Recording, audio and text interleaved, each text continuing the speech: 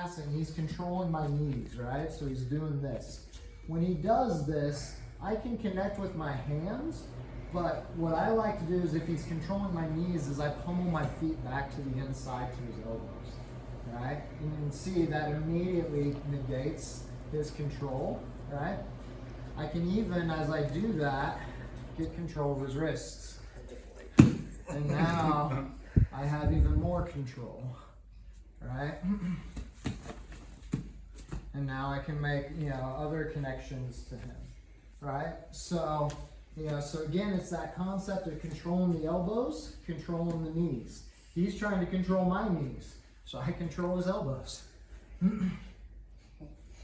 right? This is the back and forth, because he knows that the knees control the hips, so he's trying to control my knees to control my hips. If I allow him to pin my knee to the mat, now I can't do that. So now I have to, like we were talking about, I got to create space to get my leg back up, and then now I can pummel back in to these controls if he wants to play that game, right? So this becomes the kind of the game back and forth, and when he comes in and connects, I can, connect to the arms as well with my arms, and this allows me then to start getting to my knee controls with my legs, right? So a lot of times, like, he wants to put me on my back right away, but if I simply connect to him, then he pulls me into knee control. Now I have his knees, now I can control his balance, now I can move him where I want to move him. Does that make sense? So, and this should, for those who have a little more experience and have been rolling a little bit more, like as you're playing this game of just retaining your guard, you should be seeing sweeps that show up, submissions that show up, right? Back takes and things that show up, because they're going to show up as the person's trying really hard to pass your guard. And if you're really good at getting back to retaining your guard, they're going to overcommit to things, and that's going to give you these options, right?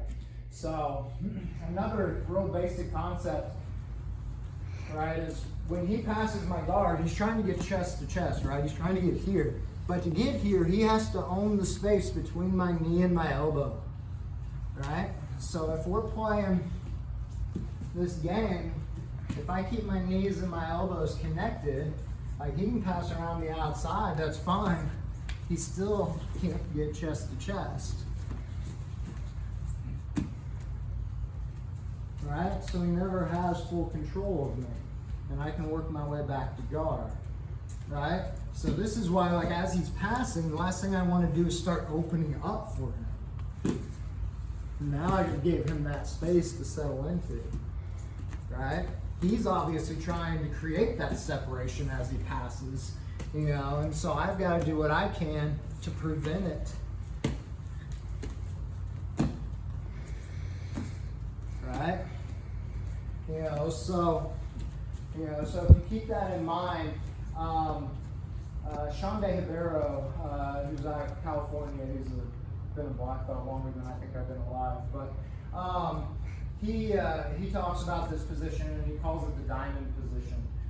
So your knees are to your elbows, your hands are near your face to block and control here, right? We're always in this position. So whenever I feel in danger, I'm trying to get back to this, right? If he kneecap passes me, right? Like, I'm still in this position, I'm still in that position, I'm still in that position, right? Everything's coming back to this. When I play butterfly, I'm already in that position. When I'm playing my guard, when I'm in turtle, right? It's all coming back to here.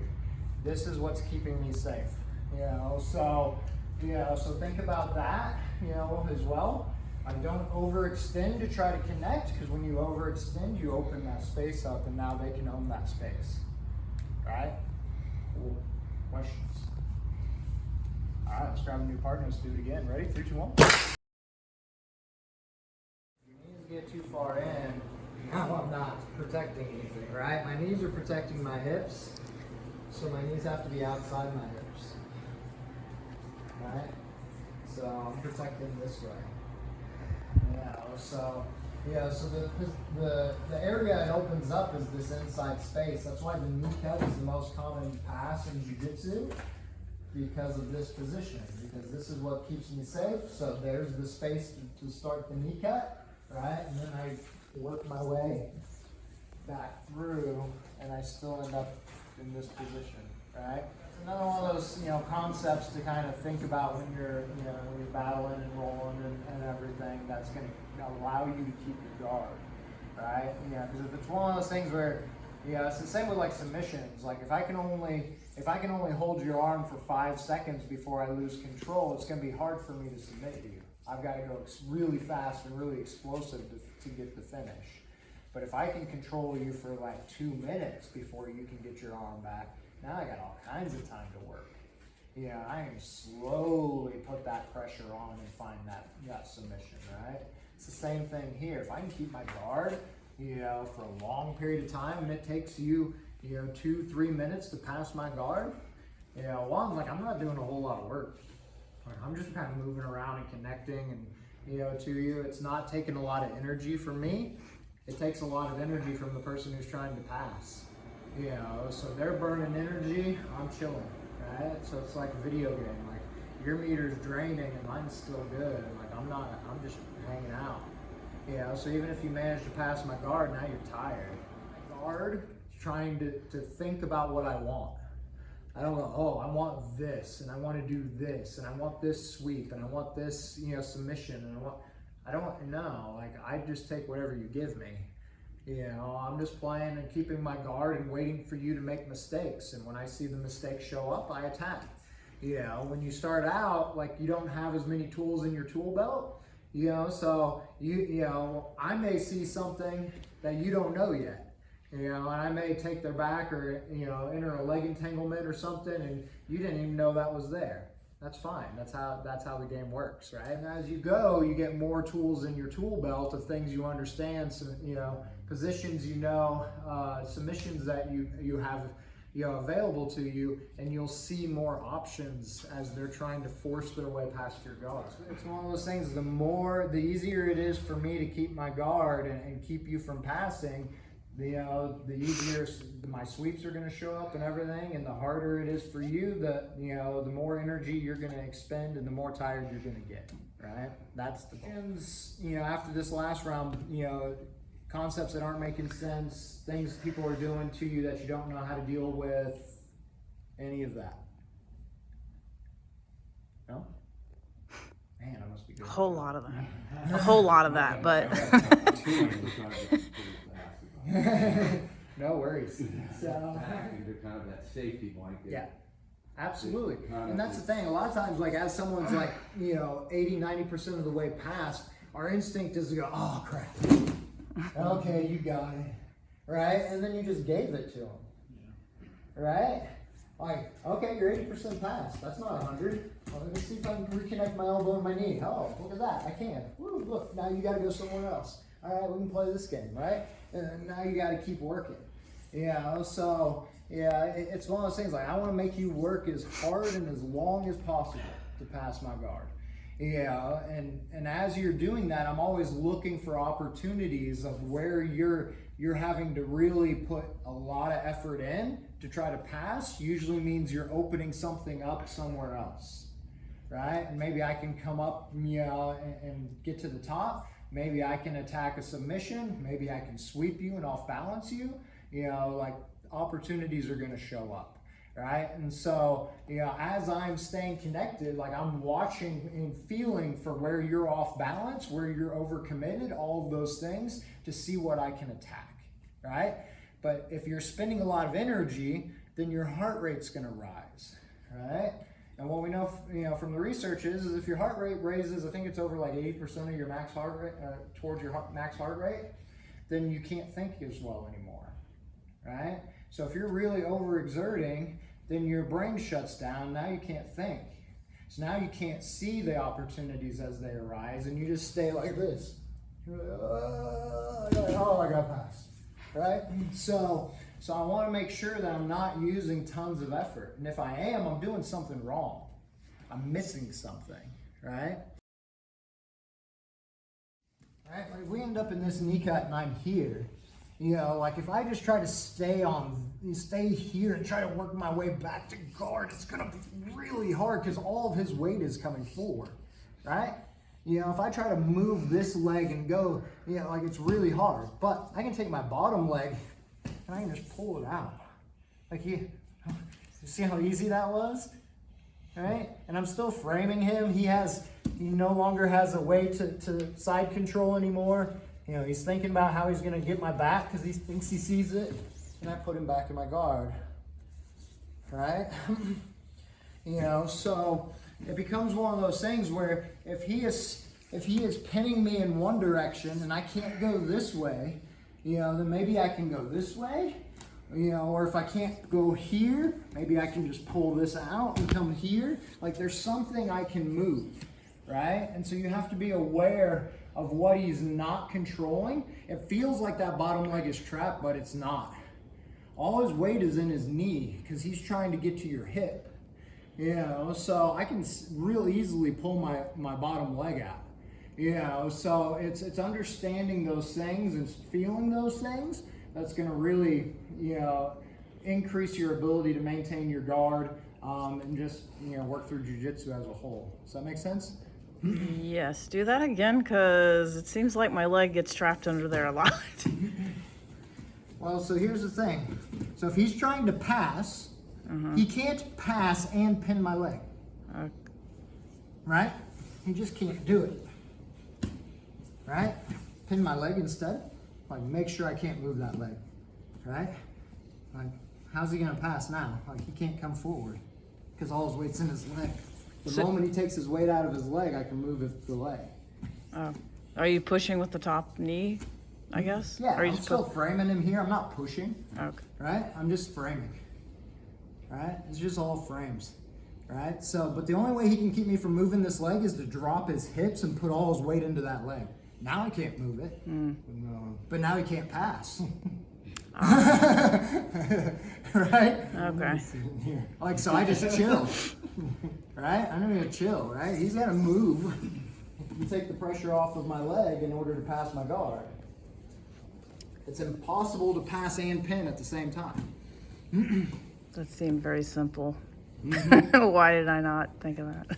So, but you know, the thing is, a lot of times we try to force things when they're not there yet, right? And this is where the timing is important. That's why we're doing these things more live, so you can try to feel that pressure, right? You know, so you know, it just simply becomes one of those things where, you know, it's sometimes people want to sit back and they want to pin my leg and they want to, you know, assess the position and figure out what they can do, you know, and that might be a situation. He comes in, he feels this frame, he staples, now he starts trying to deal with this leg. He starts trying to get under my top leg and we'll open that up, right, to start making his passes, right? We could have a situation like that, right? So, go back. Sorry, no, you're good. But like I can feel that pressure. So when I feel him, like right now he's all his weight's here, I can move my bottom leg. When I feel him sit back, like right now, like I'm gonna start sitting up. As he starts trying to turn the corner, I can turn and reconnect, right? So, you know, so it's just feeling that pressure and knowing where that pressure is. You know, the more he leans into me, and usually if I frame across your chest, your instinct is to push into the frame. And as you push into the frame, it allows me to escape my bottom leg. Right? You know, so that becomes the thing. I can't allow him, as he knee cuts, to get head and arm control. Now I'm screwed. Right? So when he comes in, same like we were doing before with my foot, I'm blocking his chest from getting to my chest. If he gets chest to chest, I'm in danger, right? I'm getting my guard passed. But as long as he can't, now I can move my leg, right? He can't do much about it. He's got to deal with this frame so that he can get chest to chest. Yeah, that you can go chest to chest that way too, right? Yeah. He can go twister pass, he can go there, right? Now all this is getting pressure chest to chest. Once he achieves that, he can pass my guard. If I never allow him to get it, he's not passing. Does that make sense? Yes. You know, so like if I'm passing Max's guard, and we're doing that same knee cut, and we come in here, like if I'm trying to get through, I want to get chest to chest before I even mess with the legs. So I'm looking for this connection. And then now I can pass however I want. You know, my legs can find their way through. But if I don't have that chest to chest connection, right, and I'm just dealing with this frame, like wherever I go, he can just follow me. Yeah, he keeps the. Like, I'm never gonna get past that guard. Does that make sense? Right? So, you know, so realize, you know, that's the ultimate goal is I can't let him get chest to chest connection. When he get, you know, and the way he's going to do that is by getting head and arm control, right? Chest control. If he can come up high, he's going to pass my guard, right? Go back. But if I deny that, like try to work your way past the rest of my guard. I'll try.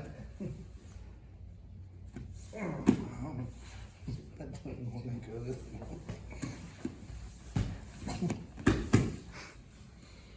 Right?